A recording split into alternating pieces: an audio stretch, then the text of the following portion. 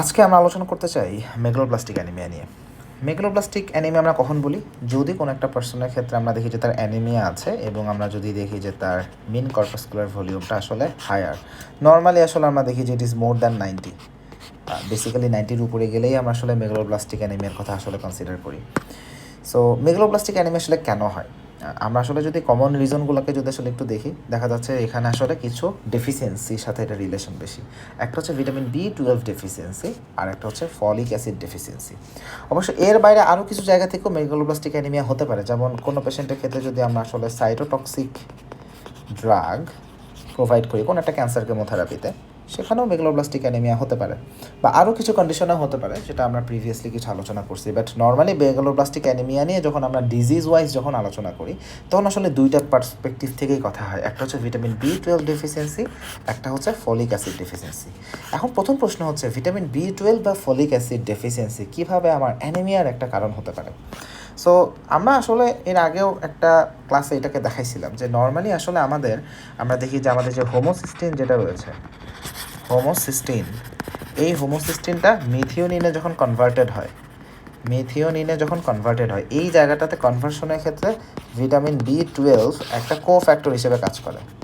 It works as a cofactor. যখন এটা cofactor হিসেবে কাজ করে, সেখানে আরও একটা ভূমিকা হচ্ছে, আমরা এখানে দেখি যে এইখানে বিক্রিয়াতে একটা উপজাত হিসেবে টেট্রাহাইড্রোফোলেট তৈরি হয়। এখন এই বিক্রিয়াতে আমাদের টেট্রাহাইড্রোফোলেট যে তৈরি হচ্ছে, এই জিনিসটাই আসলে আমার দরকার। হোমোসিস্টিন থেকে যখন মিথিওনিনে কনভার্সন হচ্ছে, সেই সময়ে আমার এখানে বিক্রিয়ার একটা উপজাত হিসেবে টেট্রাহাইড্রোফোলেট তৈরি হয়। এখন যদি কোনোভাবে ভিটামিন B12 ডেফিসিয়েন্সি থাকে, এই বিক্রিয়াটা ঠিকমতো হবে না। অথবা দেখা যাচ্ছে কারো যদি ফলিক অ্যাসিড ডেফিসিয়েন্সি থাকে, এই টেট্রাহাইড্রোফোলেটও আসলে তৈরি হওয়া সম্ভব না, বিকজ টেট্রাহাইড্রোফোলেট আলটিমেটলি ফলিক অ্যাসিড থেকেই আসতেছে। সো আমাদের আসলে টেট্রাহাইড্রোফোলেট যখন আমরা আসলে পাই, এই টেট্রাহাইড্রোফোলেট থেকেই পরবর্তীতে আসলে আমরা দেখি যে আমাদের পিউরিন তৈরি হয়, এবং এই পিউরিন দিয়েই পরবর্তীতে ডিএনএ তৈরি হবে। তাহলে এখন আমার ভিটামিন B12 ডেফিসিয়েন্সি থাকুক বা টেট্রাহাইড্রোফোলেট ডেফিসিয়েন্সি থাকুক বা ফলিক অ্যাসিড, যেভাবেই বলি না কেন, আলটিমেট নেট প্রবলেম হচ্ছে আমি পিউরিন পাবো না। সো পিউরিন যদি সিনথেসিস না হয়, আমার পক্ষে ডিএনএ সিনথেসিস করা সম্ভব না। সো আমাদের ডিএনএ তৈরি করতে গেলে আমাদের কিছু বেস দরকার। So purine is very important for that. তাহলে পিউরিন যদি না পাই, ডিএনএ সিনথেসিস ঠিকমতো হবে না। এখন থিঙ্ক অ্যাবাউট ইট, যে আমাদের একটা হেমাটোপোয়েটিক স্টেম সেলের কথা যদি চিন্তা করি, মনে করি এটা হেমাটোপোয়েটিক স্টেম সেল। সো এইটা থেকে কিভাবে আমি ফার্দার আমাদের আরবিসি বা আলাদা ব্লাড সেলগুলো পাচ্ছি, এইটা ফার্দার ডিফারেন্সিয়েট করতে থাকে, তাই না? একটা স্টেম সেল বারবার সেল ডিভিশন হতে থাকে। তো যখন বারবার এখান থেকে সেল ডিভিশন হতে থাকবে, তো সেল ডিভিশন কীভাবে হচ্ছে? একটা সেল ডিভিশন হওয়ার অর্থ হলো এখানে আমাদের নিউক্লিয়াসটাও ব্রেকডাউন হবে, সাইটোপ্লাজমও আমার এখানে দেখবো যে আমরা এখানে এটাও ডিভিশনটা আসলে হবে। বাট নিউক্লিয়াসের যে সেল ডিভিশন এখানে তো ব্যাপারটা কি, তখনই তো হচ্ছে যখন আমার ডিএনএ রেপ্লিকেশনটা হবে। ডিএনএ রেপ্লিকেশন যদি আমার ঠিক মতো না হয়, আমি তো আসলে সেল ডিভিশন করতে পারছি না, নতুন প্রোটিনের সেল তো আমার পক্ষে তৈরি করা সম্ভব হচ্ছে না। So DNA replication is very important for cell division. তাহলে আমি ডিএনএ যদি তৈরি করতে না পারি, ডিএনএ রেপ্লিকেশন আসবে কীভাবে? So this is the main problem here. So আমাদের যদি ভিটামিন B12 বা ফলিক অ্যাসিড ডেফিসিয়েন্সি থাকে, সেইখানে আসলে এই হেমাটোপোয়েটিক স্টেম সেল থেকে আমার যে এরিথ্রোপোয়েসিসের যে পুরা কার্ভেচারটা আমরা পাচ্ছিলাম, সেইখানে আসলে একটা ডিসরাপশন হয়। এখন কথা হচ্ছে, ফলিক অ্যাসিড বা ভিটামিন B12 ডেফিসিয়েন্সির পাশাপাশি এগুলোর মেটাবলিজমে কোনো একটা ইমব্যালেন্স থেকেও ঘটনাটা ঘটতে পারে। তাহলে এখানে আমাদের সিগনিফিকেন্স কি? ফোলেট হলো আমাদের একটা ইম্পর্ট্যান্ট সাবস্ট্রেট, এবং ভিটামিন B12 হলো একটা কোফ্যাক্টর। কোথায়? আমাদের এই মিথিওনিন হোমোসিস্টিনের যে কনভার্সন, মানে হোমোসিস্টিন থেকে মিথিওনিনের যে কনভার্সন, সেইখানে আমাদের এই কোফ্যাক্টর হিসেবে ভিটামিন B12 দরকার, সেইখানে আমাদের ফোলেট একটা সাবস্ট্রেট। সো এবং এইখানে এগুলো কিন্তু এসেনশিয়াল অ্যামিনো অ্যাসিড, মিথিওনিন থেকে হোমোসিস্টিন যে পাচ্ছি, হোমোসিস্টিন থেকে যে আমি মিথিওনিন পাচ্ছি, এগুলো আমাদের এসেনশিয়াল অ্যামিনো অ্যাসিড। তাহলে এই রিয়াকশনের সময় আমার টেট্রাহাইড্রোফোলেট একটা উপজাত হিসেবে আমি এখানে তৈরি হতে দেখতেছি। সো এই টেট্রাহাইড্রোফোলেট থেকেই পরবর্তীতে আমরা দেখি থাইমিডিন মনোফসফেট তৈরি হয়, যেটা পরবর্তীতে ডিএনএতে ইনকর্পোরেশন হয়, যেটা এতক্ষণ ধরে আমরা সব আলোচনা করলাম।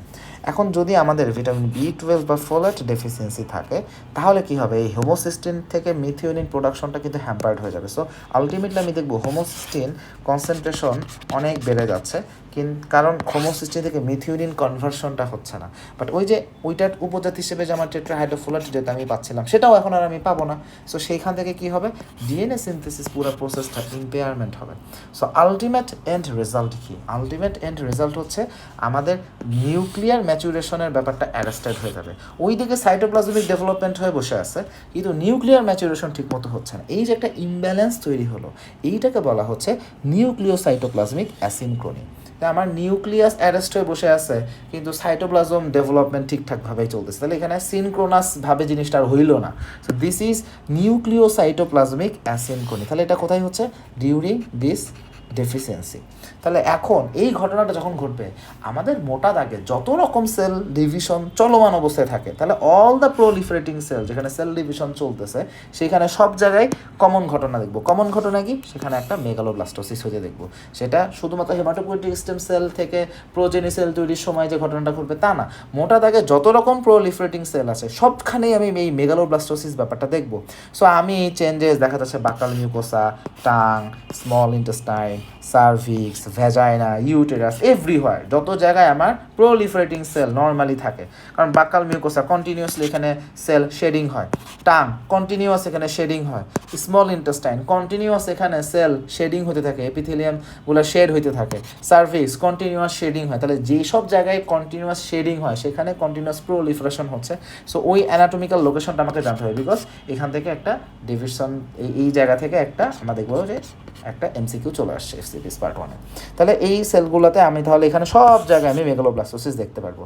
এবং এই যে high proliferation rate of the bone ম্যারোতে যে হাই প্রলিফারেশন রেট, এত সেল ডিভিশন হচ্ছিল, এটাও কিন্তু আর আগের মতো হইতে পারবে না। সো এই পুরোটা জায়গায় একটা স্ট্রাইকিং একটা চেঞ্জ আমি দেখতে পারবো যে আলটিমেটলি এখানে মেগালোব্লাস্টিক অ্যানিমিয়া ডেভেলপ করবে।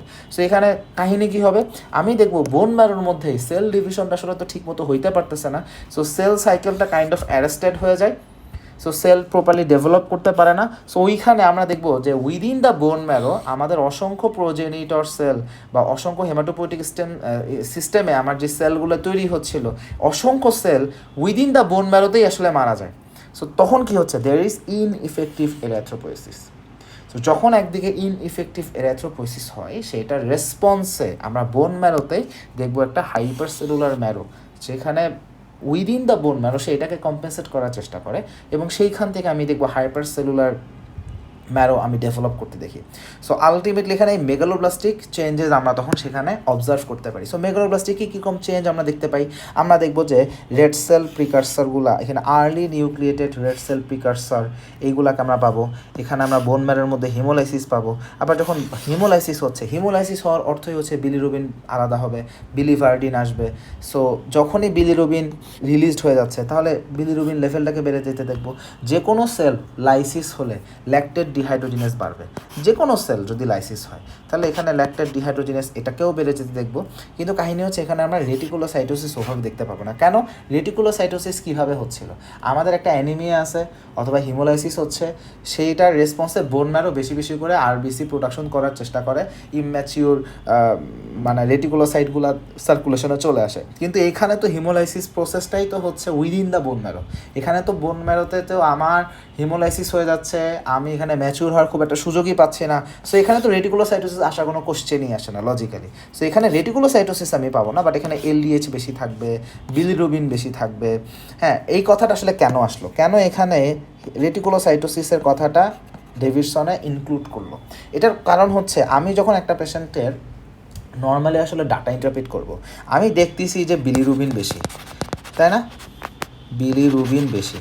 এখন বিলিরুবিন বেশি থাকলে অটোমেটিকভাবে আমার মাথায় কোশ্চেন আসে যে হিমোলাইসিস হচ্ছে। তো যখনই হিমোলাইসিস হচ্ছে আমার মাথায় তখন কোশ্চেন আসবে তাহলে রেটিকুলোসাইটের কাউন্টের ব্যাপারটা কি। সো এটা আসলে সম্পূরক কোশ্চেন থেকে জিনিসটা আসে। বাট পুরো ঘটনাটা আসলে আমরা দেখবো যে উইদিন দ্য বোন ম্যারোতে বিলিরুবিন কিন্তু আমার সেরাম বিলিরুবিন বাড়বে এরকম না। মেগালোব্লাস্টিক অ্যানিমিয়াতে সেরাম বিলিরুবিন বাড়ে না, আমার বিলিরুবিনটা বাড়ছে হচ্ছে উইদিন দ্য বোন ম্যারো। তাহলে এই জায়গাটাও একটা কনফিউশন ক্রিয়েট হয়। মেগালোব্লাস্টিক অ্যানিমিয়াতে বিলিরুবিন কাউন্ট বাড়বে, but this is happening within the bone marrow. Okay, আচ্ছা, ল্যাকটেড ডিহাইড্রোজিনেসও বাড়বে, এগুলো আমরা উইদিন দ্য বোন ম্যারো এই চেঞ্জেসগুলোকে আমরা আসলে হয়ে দেখবো। সো এখানে এর পাশাপাশি ইনিশিয়াল অবস্থাতে আয়রন স্টোরটা বাড়বে।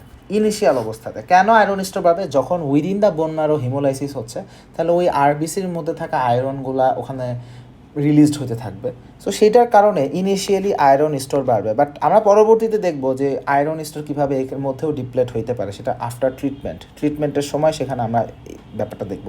বাট ডিজিজ চলাকালীন সময় আয়রন স্টোরটা রিলিজড হবে ডিউ টু হিমোলাইসিস। কারণ হিমোলাইসিস হচ্ছে বোন ম্যারোর মধ্যে, সেখানে আরবিসির মধ্যে থাকা হিমোগ্লোবিন সেটা রিলিজড হলো, সেখানে থাকা আয়রন সেটাকে সে বোন ম্যারো ধরে রাখে। সো এই জন্য আয়রন স্টোরটা আমার বাড়বে।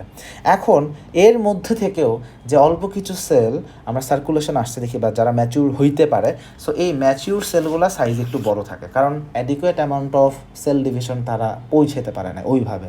সো এখানে আসলে দেখা যাচ্ছে যে ম্যাচিউর সেল যতটুকু আমরা পাই, দে আর লার্জ ইন সাইজ এবং ইউজুয়ালি ওভাল। তাহলে একটা ম্যাচিউর রেড সেল নর্মালি হওয়া উচিত ছিল বাইকনকেভ, কিন্তু এখন আমি সেলগুলো কেমন পাবো? লার্জ অ্যান্ড ওভাল, এবং সামটাইম সেখানে নিউক্লিয়ার র্যামনেন্টও পাইতে পারি। নর্মালি একটা ম্যাচিউর আরবিসিতে নিউক্লিয়ার র্যামনেন্ট কিছুই থাকার কথা না, কিন্তু এইখানে পাবো। তাহলে এই পুরো জিনিসটা আসলে আমাদের এইখানে যে সেল ডিভিশনটা ঠিকমতো হইতে পারতেছে না, ডিএনএ রেপ্লিকেশন হইতে পারতেছে না ঠিকমতোভাবে, এইটার কনসিকুয়েন্স থেকেই এই অ্যানোমালিজ বা অ্যাবনর্মালিটিসগুলো আসলে ডেভেলপ করে। এখন ইমম্যাচিউর গ্র্যানুলোসাইট প্রিকারসার, যদি আমরা এইগুলোকে যদি আসলে একটু স্টাডি করি, সেইখানেও আমরা নিউক্লিয়ার চেঞ্জেস দেখতে পারবো। বিশেষ করে কী ধরনের চেঞ্জেস পাবো? এখানে দেখবো আমরা জায়ান্ট মেটামাইলোসাইট এবং সসেজ শেপ নিউক্লিয়াস পাওয়া যায়, লার্জ সসেজ শেপ নিউক্লিয়াস। তাহলে এগুলো কোথায় পাচ্ছি? Within the immature granulocyte precursor. তাহলে এই granulocyte precursor, immature granulocyte precursor, সেখানেও নিউক্লিয়ার চেঞ্জেস থাকে, জায়ান্ট মেটামাইলোসাইট পাওয়া যায়, সসেজ শেপ নিউক্লিয়াস পাওয়া যায়, এবং এই ইনফরমেশনগুলো আমাদের এফসিপিএস, এসবিএ এবং এমসিকিউ দুইটা জায়গার জন্য আসলে খুবই গুরুত্বপূর্ণ। এর পাশাপাশি আমরা কী কী চেঞ্জেস দেখি? ম্যাচিউর যে নিউট্রোফিলগুলো আছে সেখানে আমরা দেখি hyper segmentation of the nuclei.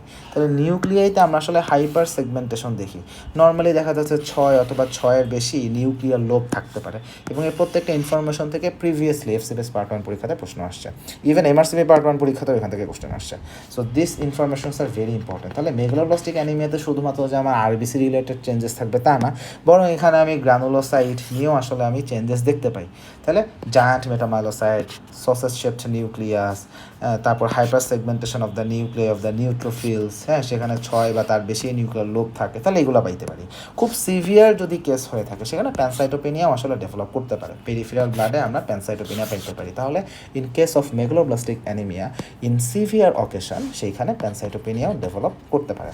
এখন ভিটামিন B12 ডেফিসিয়েন্সি যদি কারো পেশেন্টের থাকে, সেইখানে অ্যাসোসিয়েটেডভাবে এক্সট্রা একটা প্রেজেন্টেশন হচ্ছে পেশেন্টের আমরা নিউরোলজিক্যাল ডিজিজও আসলে দেখি, অ্যারাউন্ড 40% কেসেস। ব্যাপারটা হচ্ছে এই যে মেগালোব্লাস্টিক অ্যানিমিয়া থাকলে এই কারণে আমাদেরকে আসলে ফাইন্ড আউট করতে হবে যে পেশেন্টের কোনো রকম নিউরোলজিক্যাল ইনভলভমেন্ট আছে কি না। এখন মেগালোব্লাস্টিক অ্যানিমিয়া তো নর্মালি আমরা বলতেছি ভিটামিন B12 আর ফলিক অ্যাসিড বা ফলেট ডেফিসিয়েন্সি থেকে। এখন ফলেট ডেফিসিয়েন্সির সাথে কিন্তু নিউরোলজিক্যাল হিসাবটা আসবে না, হিসাবটা আসবে যদি পেশেন্টের ভিটামিন B12 ডেফিসিয়েন্সি থাকে। সো ভিটামিন B12 ডেফিসিয়েন্সি যদি থাকে সেইখানে আমাদেরকে দেখতে হবে পেশেন্টের নিউরোলজিক্যাল কোনো ম্যানিফেস্টেশন আছে কি না। এখন advance neurological disease vitamin B12 deficiency থেকে বর্তমান সময়ে খুব একটা কমন না ডেভেলপড ওয়ার্ল্ডে, কারণ এখন অনেক সাপ্লিমেন্ট চলে আসছে, এখন ফর্টিফিকেশন চলে আসছে, plus early treatment, early diagnosis. But rural world অথবা ডেভেলপিং কান্ট্রি সেখানে কিন্তু আসলে এখনও পাওয়া যায়। এখন আমাদের সমস্যাটা কি? ভিটামিন B12 ডেফিসিতে নিউরোলজিক্যাল প্রবলেমটা আসলে কি অ্যারাইজ করতেছে? মেইন প্যাথোলজিক্যাল কাহিনী হচ্ছে এখানে ফোকাল ডিমাইলিনেশন। তাহলে আমরা দেখবো যে ফোকাল ডিমাইলিনেশন, যে একটা মনে করি সাপোজ ফর এক্সাম্পল এটা পুরাটা হলো স্পাইনাল কর্ড, এখানে এইটুকুর জায়গায় এরকম ফোকাল এরিয়া ধরে আমি ডিমাইলিনেশন দেখব। সো ভিটামিন B12 ডেফিসিয়েন্সির ক্ষেত্রে প্রবলেমই হচ্ছে ডিমাইলিনেশন রিলেটেড ইস্যু। এখন এই ডিমাইলিনেশনটা কোথায় হয় ভিটামিন B12 ডেফিসিয়েন্সির জন্য? এটা খুব কমনলি আমরা স্পাইনাল কর্ডে হতে দেখি, পেরিফেরাল নার্ভে হইতে দেখি, অপটিক নার্ভে হইতে দেখি, অ্যান্ড সেরেব্রামেও হইতে দেখি। তাহলে নেক্সট কোশ্চেন, ইম্পর্টেন্ট কোশ্চেন, যে ভিটামিন B12 ডেফিসিয়েন্সি থেকে আমাদের যে নিউরোলজিক্যাল ডেফিসিট সেটা কী ধরনের ডেফিসিট? মূল প্রবলেমটা কি? There is focal demyelination. ফোকাল ডিমাইলিনেশনটা কোথায় হচ্ছে? স্পাইনাল কর্ডে হচ্ছে, পেরিফেরাল নার্ভে হচ্ছে, অপটিক নার্ভে হচ্ছে, সেরেব্রামে হচ্ছে। তাহলে স্পাইনাল কর্ডে যদি আমাদের ফোকাল ডিমাইলিনেশন হয় তখন পেশেন্ট আমাদের কাছে কী নিয়ে আসে? সো আমরা তখন দেখি যে sub acute combined degeneration of spinal cord, তাহলে SACD। তাহলে এইটা আমরা একটা পাইতে পারি। Peripheral neuropathy very much common, সাধারণত sensory type of sensory predominant থাকে, মোটর লসও থাকে, সেন্সরি মোটর বোথ ইনভলভমেন্ট আসলে থাকে। অপটিক নিউরাইটিস অনেক পেশেন্টের হতে পারে, বা পেশেন্টের ভিশন প্রবলেম হইতে পারে, সেরেব্রামও ইনভলভমেন্ট হইতে পারে, বাট সেরেব্রামটা অত ফ্রিকুয়েন্টলি না যতটা কমনলি স্পাইনাল কর্ড বা পেরিফেরাল নার্ভ ইনভলভমেন্ট হয় বা অপটিক নার্ভ ইনভলভড হয়। সো ফোকাল ডিমাইলিনেশন এই জায়গাগুলোতে আমরা আসলে পাচ্ছি। এখন মোস্ট কমন ম্যানিফেস্টেশন কি? সেন্সরিটাই সবচেয়ে বেশি যায়। পেরিফেরাল প্যারাস্থেশিয়া থাকবে, অ্যাটাক্সিয়া অফ দ্য গেট। এখানে যে গেট অ্যাটাক্সিয়া, এটাকে আমরা বলি সেন্সরি অ্যাটাক্সিয়া, এখানে আমরা বলি সেন্সরি অ্যাটাক্সিয়া। এবং এখানে ক্লিনিক্যালি পেশেন্টের রমবার্গিজম পজিটিভ থাকে, রমবার্গ সাইন পজিটিভ হয়। পেশেন্টকে বলবো যে আপনি চোখ বন্ধ করে 2 পা কাছাকাছি লাগায় আপনি চোখ বন্ধ করে দাঁড়ান, সে তার ব্যালেন্স হারায় ফেলে। তাহলে সেন্সরি অ্যাটাক্সিয়া এখানেও আমরা থাকবে, সেন্সরি অ্যাটাক্সিয়া এগুলো থাকবে। তাহলে পেরিফেরাল প্যারাস্থেশিয়া থাকে, প্রচণ্ড পেইনের কথা বলে অনেক পেশেন্ট, দেখা যাচ্ছে পায়ে হাতই দেওয়া যায় না, হাত দিলেই সে ব্যথা পাচ্ছে এরকম। হ্যাঁ, সেন্সরি মডালিটিস আমরা ইম্পেয়ারমেন্ট দেখি, তাহলে এইগুলোকে আমরা পাচ্ছি। এখন clinical and diagnostic feature of megaloblastic অ্যানিমিয়াটা আমাদের একটা বক্সে দেওয়া আছে, আমরা বক্সটা একটু তাহলে দেখব। তাহলে আমাদের clinical feature of megaloblastic anaemia, তাহলে সিমটম কি? একটা অ্যানিমিয়ার জন্য নর্মাল যে ফ্যাটিক ম্যালাইজ থাকবে সেগুলো সবই থাকবে, এর পাশাপাশি শর্টনেস অফ ব্রেথ থাকবে, প্যারাস্থেশিয়া এটা আমাদের নিউরোলজিক্যাল ডেফিসিট, সোর মাউথ 20% পেশেন্টে থাকে, ওয়েট লস থাকতে পারে, ইম্পর্টেন্স ডেভেলপ করতে পারে, যেটা আমাদেরকে একটু মাথায় রাখতে হবে, কারণ ইম্পর্টেন্সের কারণগুলো কি এগুলো একটু এখন আসলে অ্যাড্রেস করা জরুরি। এর পাশাপাশি কি পেশেন্টের সেরেব্রাম যেহেতু ইনভলভ হচ্ছে, পুর মেমোরি, ডিপ্রেশন, পার্সোনালিটি চেঞ্জ, এগুলো সব সেরেব্রাম ইনভলভমেন্ট হওয়ার কারণে, হ্যালুসিনেশন, ভিজুয়াল ডিস্টারবেন্স। সাইন কি? পেশেন্টের আমরা স্মথ বিফি টাং পাইতে পারি, অ্যাঙ্গুলার চিলোসিস হতে পারে। আচ্ছা, অ্যাঙ্গুলার চিলোসিস কিন্তু আয়রন ডেফিসিয়েন্সি থেকেও হইতে পারে, ভিটামিন সি ডেফিসিয়েন্সি থেকেও হইতে পারে। তাহলে অ্যাঙ্গুলার চিলোসিস শুধুমাত্র মানে আমাদের মেগালোব্লাস্টিক অ্যানিমিয়া হবে এটা না, এটা আরও মাল্টিপল রিজনেও হইতে পারে, বাট এখানেও হইতে পারে, এটা আমাদের জানতে হবে। Vitiligo, skin pigmentation, heart failure, pyrexia, তাহলে এগুলো সব কিছু মেগালোব্লাস্টিক অ্যানিমিয়াতে আমরা পাইতে পারি। তাহলে যে কোনো অ্যানিমিয়া থেকেই আসলে অ্যানিমিক হার্ট ফেইলার ডেভেলপ করতে পারে, সো ওইটাকে একটা কমপ্লিকেশন হিসেবে আমাদেরকে মাথায় রাখতে হবে। তাহলে এইগুলা গেল আমাদের তাহলে বেসিক ক্লিনিক্যাল ফিচার। আচ্ছা, তারপরে ইনভেস্টিগেশন। তাহলে একটা মেগালোব্লাস্টিক অ্যানিমিয়া যদি আমরা পাই, তাহলে পেশেন্টের ক্ষেত্রে আমাদের ইনভেস্টিগেশন সিস্টেম কী হবে? তাহলে প্রথম কথা আমি একটা হিমোগ্লোবিন লেভেল দিতে চাই, স্বাভাবিকভাবে হিমোগ্লোবিন লেভেলটা রিডিউসড হবে। এখন আমরা মিন কর্পাসকুলার ভলিউম দেখতে চাই, মিন কর্পাসকুলার ভলিউম ইউজুয়ালি রেজড, তাহলে এটা কত? মোর দ্যান 120 ফেমটোলিটার, ঠিক আছে। এরিথ্রোসাইট কাউন্ট এখানে লোই থাকবে। ব্লাড ফিল্মে আমরা কী পাবো? ওভাল শেপড সেল, তাই না? পইকিলোসাইটোসিস তো অনেক জায়গাতেই থাকে, but red cell fragmentation and very important is neutrophil hyper segmentation, এবং এই পার্টিকুলার ইনফরমেশনটা বারবার পরীক্ষায় আসে, ইভেন এমআরসিপিতেও আসে। রেটিকুলোসাইট কাউন্ট এখানে লো থাকবে, যেটা এখানে একটা সিগনিফিক্যান্ট ফাইন্ডিং। লিউকোসাইট কাউন্ট নর্মালও হইতে পারে, লো হইতে পারে। প্লাটিলেট কাউন্ট লো আর নর্মাল। এখানে একটা কথা কি, সিভিয়ার কেস, যত সিভিয়ারিটি বেশি হবে এরা লো হওয়ার প্রবাবিলিটি তত বেশি হবে। একটু মাইল্ড টু মডারেট কেসে এরা নর্মাল থাকতে পারে, বাট সিভিয়ার কেসে দুইটা কাউন্টই আমরা আসলে কম পাবো। বোন ম্যারো যদি আমরা এক্সামিন করি, বোন ম্যারো স্টাডি করি, তাহলে সেখানে সেলুলারিটি বেশি থাকবে, হাইপার সেলুলারিটি। এর মেগালোব্লাস্টিক চেঞ্জেসগুলো বোঝা যাবে। জায়ান্ট মেটামাইলোসাইট পাবো, যেটা এখানে একটা ইম্পর্টেন্ট পয়েন্ট। এর পাশাপাশি ডিসপ্লাস্টিক মেগাকাইরোসাইটও পাওয়া যেতে পারে। আয়রন স্টোরটা আমাদের এখানে বেশি হবে due to haemolysis within the bone marrow. আর প্যাথোলজিক্যাল নন রিং সিডেরোব্লাস্ট আমরা পাইতে পারি। সেরাম ফেরিটিন কেন বাড়বে? কারণ আমার আয়রন স্টোর বাড়তেছে সেই কারণে। এবং প্লাজমা ল্যাকটেট ডিহাইড্রোজিনেস এটাও এলিভেটেড হবে। কারণ ওই হিমোলাইসিসের ইফেক্ট থেকে এই ল্যাকটেট ডিহাইড্রোজিনেসটা আমরা আসলে বেশি হইতে দেখব। তাহলে এখন নিউরোলজিক্যাল ফাইন্ডিংসগুলো কী হইতে পারে যদি ভিটামিন B12 ডেফিসিয়েন্সি হয়? তাহলে আমরা যখন দেখি যে পেরিফেরাল নার্ভ ইনভলভমেন্ট হচ্ছে, তখন আমরা দেখি গ্লোভ অ্যান্ড স্টকিং প্যাটার্নে প্যারাস্থেশিয়া। তাহলে আমরা দেখব পেশেন্টের একটা হাত মোজা এবং পা মোজা যতটুকু জায়গা ধরে আমরা আসলে দেখি, ওইটুকু জায়গাতেই তার সেন্সরি মডালিটিস ইম্পেয়ারমেন্ট থাকে। সাধারণত দেখা যাচ্ছে ফাইন টাচ, হ্যাঁ, ফ্রুট টাচ, হ্যাঁ, এইগুলোর ইম্পেয়ারমেন্ট দেখি। তারপর আমাদের বা সেন্সেশন আমাদের আসলে ইম্পেয়ার্ডে দেখবো। যদি আমরা vibration and joint position sensing দেখি, সেটাকেও আমরা ইম্পেয়ার্ড দেখব। এর পাশাপাশি loss of ankle reflex is very common peripheral নিউরোপ্যাথিতে, বিশেষ করে due to this deficiencies loss of ankle reflex is very common, তাহলে এটা আমাদেরকে পাবো। অ্যান্ড স্পাইনাল কর্ডে subacute combined degeneration of the spinal cord. এখন subacute combined degeneration of the spinal cord, এই জায়গাতে কী দেখবো, ভাইব্রেশন সেন্সেশন কমে গেছে, প্রোপ্রায়োসেপশন বা জয়েন্ট পজিশন সেন্স ইম্পেয়ারমেন্ট হয়েছে, এবং কর্টিকো স্পাইনাল ট্র্যাক্টে আপার মোটর নিউরন সাইন। এইটাই হচ্ছে আমাদের এখানে আইডেন্টিফাইং পয়েন্ট, যে একটা পেশেন্টের যদি পেরিফেরাল নিউরোপ্যাথি হয় due to vitamin B12 deficiency, আর একটা পেশেন্টের যদি sub acute combined degeneration of spinal cord, দুইটার মধ্যে পার্থক্য করব কীভাবে? পার্থক্যের পয়েন্ট হচ্ছে যদি পেশেন্টের peripheral sensory motor neuropathy develop করে, সেইখানে সাধারণত lower motor neuron type of lesion আমরা দেখব। কিন্তু subacute combined degeneration of the spinal cord, এইখানে যেই মোটর সাইন, সেই মোটর সাইনটা upper motor neuron motor sign. So this is the differentiating point, যে একটা পেশেন্টের ভিটামিন B12 ডেফিসিয়েন্সি থেকে জাস্ট পেরিফেরাল নিউরোপ্যাথি হয়েছে, সেইখানে মোটর সেগমেন্ট হবে লোয়ার মোটর নিউরন লেশন। আর যেটা sub acute combined degeneration of the spinal cord, সেখানে মোটর ফাইন্ডিংস হবে upper motor type of neuron lesion. So এইটা হচ্ছে আমার ডিফারেন্সিয়েটিং পয়েন্ট। এর বাইরে আর কী কী আছে? সেরেব্রামটা আমরা দেখবো, সেরেব্রামে ডিমেনশিয়া হবে, অপটিক অ্যাট্রফি থাকবে, অটোনমিক নিউরোপ্যাথিও ইন সাম অকেশনস পেশেন্টের ক্ষেত্রে হতে পারে। তাহলে দিজ আর দ্য ফাইন্ডিংস, এবং এই চার্ট ইজ ভেরি ইম্পর্টেন্ট। এখান থেকে MRCP অ্যান্ড FCPS বোথ জায়গাতেই আসলে আমরা কোশ্চেন আসতে দেখি। তাহলে এই প্রত্যেকটা চার্ট আমাদের FCPS পরীক্ষার জন্য খুবই গুরুত্বপূর্ণ, ইভেন MRCPর জন্য আসলে গুরুত্বপূর্ণ। তাহলে এখন আমরা মেগালোবাস্টিক অ্যানিমিয়াতে পার্টিকুলারলি ভিটামিন B12 নিয়ে একটু আলোচনা করি। তাহলে আমাদের কথা হচ্ছে ভিটামিন B12 ডেফিসিয়েন্সি কেন হচ্ছে? ভিটামিন B12 ডেফিসিয়েন্সির আলোচনা যদি আমরা সেটা নিয়ে আসি, সেখানে আগে আমাদেরকে বুঝতে হবে ভিটামিন B12 কীভাবে অ্যাবজর্পশন হয়। যদি আমরা ভিটামিন B12 অ্যাবজর্পশনটা বুঝতে পারি, তাহলে ভিটামিন B12 কম হওয়ার প্যাথোলজিগুলোকে মিলিয়ে হিসাব করাটা আমাদের জন্য সহজ হবে। তাহলে আমরা যে নর্মালি যে খাবার খাই, আমাদের নর্মাল খাবারে ভিটামিন B12 আমাদের যত দরকার, সেটা আমাদের প্রয়োজনের থেকে অনেক বেশি থাকে। আমাদের প্রত্যেকদিন ডেইলি রিকোয়ারমেন্ট মাত্র 1 মাইক্রোগ্রাম, কিন্তু আমরা যে ডেইলি যে খাবার খাই, নর্মালি যে মাছ, মাংস, দুধ, ডিম, এইখানে আসলে 5 থেকে 30 মাইক্রোগ্রাম পর্যন্ত ভিটামিন B12 থাকে। তার মানে আমাদের এভারেজ ডায়েটে মানে আমাদের প্রয়োজনের থেকে অনেক বেশি পরিমাণ ভিটামিন B12 থাকে। কিন্তু কাহিনী হচ্ছে যারা পিওর ভেজিটেরিয়ান তাদের ক্ষেত্রে আসলে ঝামেলা, কারণ তাদের আসলে ভিটামিন B12 আসলে তাদের একটা স্কারসিটি আসলে আছে। সো এখন নর্মালি যে আমাদের খাবারটা আমরা খাই, এই খাবারে, আচ্ছা আমি একটু ছবি আঁকালে মনে হয় এখানে সুবিধা হয়। সো মনে করি যে এটা হলো আমাদের একটা ফুডের মধ্যে ভিটামিন B12 আছে। এখন আমাদের এই ভিটামিন B12 যদি আমাদের হজম করতে হয়, ব্যাপারটা কী? তাহলে প্রথমে আমাদের যেটা লাগবে সেটা হচ্ছে খাবার থেকে ভিটামিন B12কে আলাদা হইতে হবে, এবং এই ভিটামিন B12 যখন খাবার থেকে আলাদা হবে, এইটাকে অ্যাবজর্ব করতে হবে। এখন ভিটামিন B12 অ্যাবজর্ব হয় হচ্ছে আমাদের স্মল ইন্টেস্টাইন।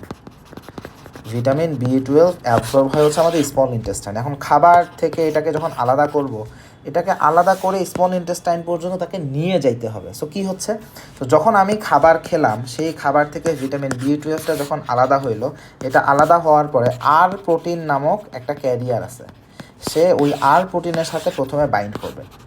আর প্রোটিনের সাথে বাইন্ড করে সে সুন্দর মতো আমরা দেখব যে আমাদের ডিওডেনাম বা স্মল ইন্টেস্টাইনের এখানে আসবে। এখন যখন সে ডিওডেনাম বা স্মল ইন্টেস্টাইনের সাথে আসলো, এই জায়গাটাতে আমাদের প্রয়োজন হচ্ছে খাবার, এই আমাদের ভিটামিন B12টাকে এন্টেরোসাইটকে ক্রস করতে হবে। সো এটা কিভাবে সম্ভব? সো এখন যেটা হবে যে আমাদের স্টোমাক থেকে ইন্ট্রিনসিক ফ্যাক্টর অফ ক্যাসেল নামক একটা মানে কম্পোনেন্ট আছে, সেইটা এখানে রিলিজড হয়। কিন্তু এইটা যখন অ্যাক্টিভেটেড হইতে হয় বা সেটা যদি ভিটামিন B12-এর সাথে কানেক্টেড হইতে হয়, সেটার জন্য আসলে একটা ক্ষারীয় এনভায়রনমেন্ট দরকার, সেটার জন্য pH একটু হাই হওয়া দরকার। সো অ্যাসিডিক এনভায়রনমেন্ট হওয়ার কারণে স্টোমাকে এই অ্যাটাচমেন্টটা হবে না।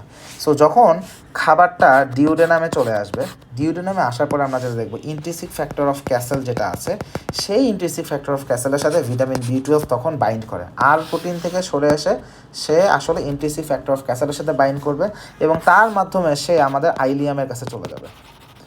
এবং যখন সে আইলিয়ামের কাছে চলে যাবে, তখন এই ইন্ট্রিনসিক ফ্যাক্টর অফ ক্যাসেল থেকে ভিটামিন B12 সে আলাদা হয়ে সে তারপরে এন্টেরোসাইট যেগুলো আছে, সে এন্টেরোসাইটকে ক্রস করবে, এবং এন্টেরোসাইটকে ক্রস করে তারপর সে প্লাজমাতে আসবে। তাহলে হিসাব হচ্ছে গসলি এটা। তাহলে এখন আসি, তাহলে স্টোমাকের মধ্যে গ্যাস্ট্রিক এনজাইমগুলো ভিটামিন B12কে খাবার থেকে আলাদা করলো। এখন কথা হচ্ছে এইখানে যে আমাদের গ্যাস্ট্রিক pH থাকে, নির্দিষ্ট গ্যাস্ট্রিক পিএইচে ঘটনাটা ঘটবে। এরপরে কী হবে, ওই যে ভিটামিন বি12 যেটা আলাদা হলো সেটা একটা আর প্রোটিন, হ্যাঁ এটা একটা ক্যারিয়ার প্রোটিন, তার সাথে সে বাইন্ড করলো। এখন বাইন্ড করছে, এই মুহূর্তে আমাদের স্টোমাকেই যে প্যারেটাল সেলগুলো থাকে সেইখান থেকে intrinsic factor of castle released হয়। এখন এটা কিন্তু ভিটামিন বি12 সাথে বাইন্ড করে, কিন্তু এটা বাইন্ড তখনই করতে পারে যখন পিএইচ আসলে 8 বা 8-এর আশেপাশে থাকে, মানে স্টোমাকের পিএইচ তো বেশি।